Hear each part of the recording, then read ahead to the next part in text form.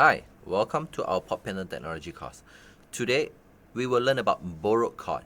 So, borrowed chord, a lot of people might have learned in the classical theory part.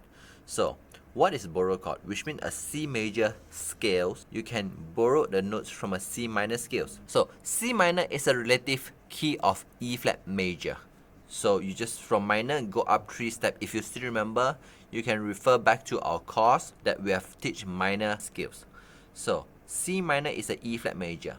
So E flat major you have B flat, E flat and A flat. So in C minor you have a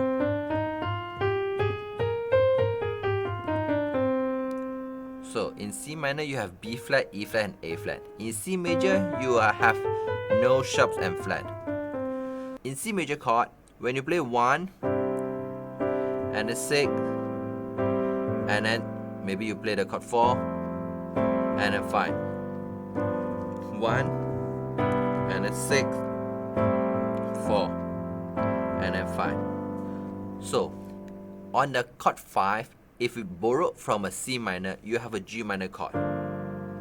So you have a C and an A minor and then F and then G minor 7.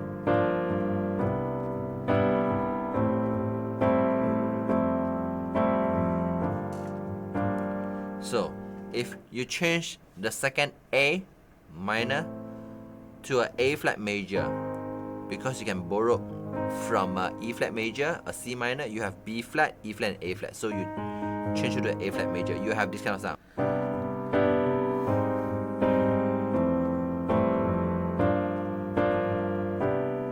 Yeah, so this is when I change the A minor to an A flat major, and from the G to G minor.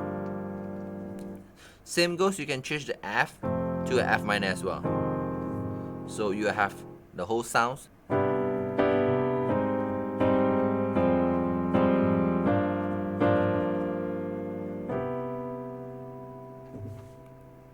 So this is a borrowed chord. You can borrow from the C minor when you're playing a C major songs.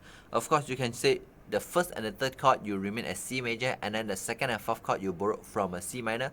So you have a C chord, and then you borrow, and then you keep it normal again, and then you borrow, and back to normal. Yeah, so this is what you can do from a borrowed chord. Hope you enjoy. If you like our teaching and you have learned something, please help us to click the like button in just 1 second.